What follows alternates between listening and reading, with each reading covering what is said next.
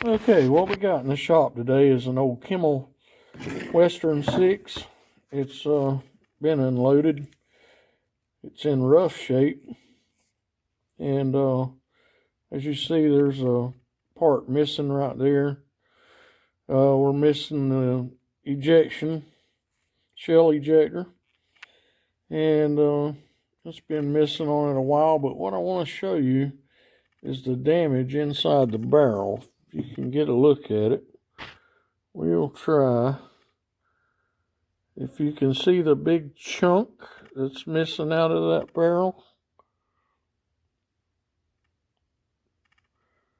Yeah, try to get it up in there where you can see it.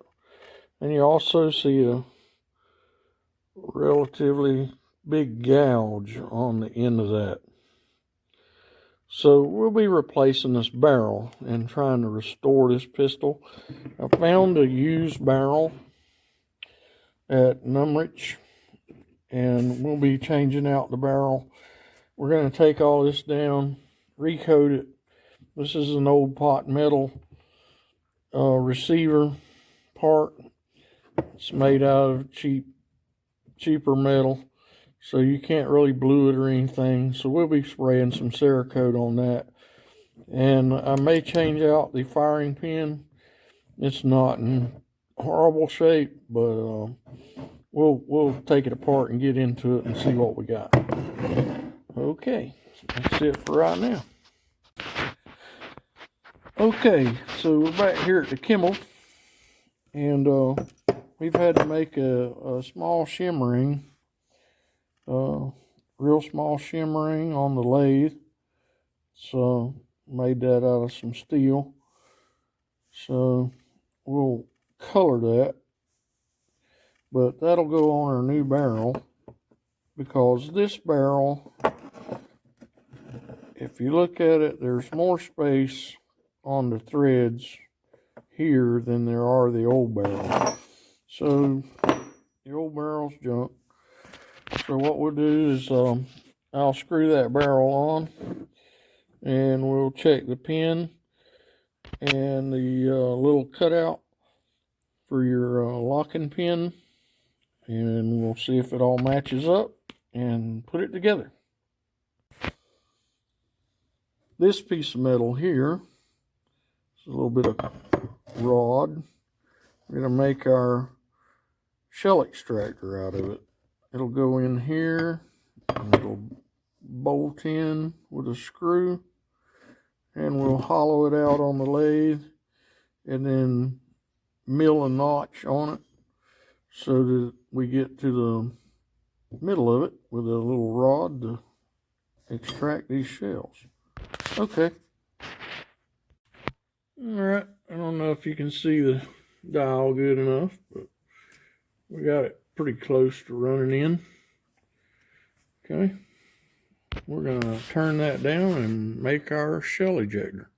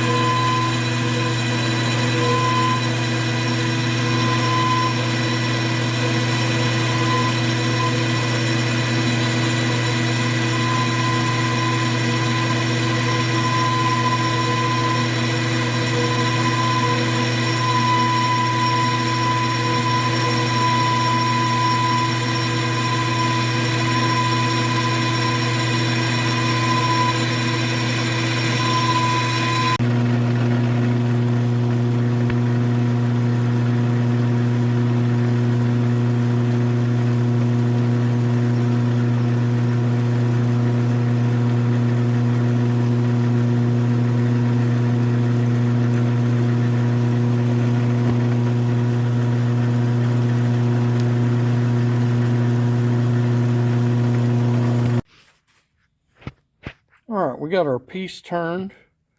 Turned out pretty good. So got a hollow in it, about 2¼ inches deep. That's going to fit up in that hole right there. That'll fit up in our hole. And we'll put our screw hole through the end of it. We'll put a screw hole in the end of it to screw it down. We'll take it over to the mill and we'll slot a 45 notch down the hollowed out part so we can put our ejector in. Okay, thank you for watching. So here we have our hollow tube attached with a 540 cap screw, and we'll be able to notch this out and make our shell extractor. It looks like a pretty good fit. Looks like it's working out pretty good. So this will be slotted, and you'll have your shell extractor where you can just push it in and out.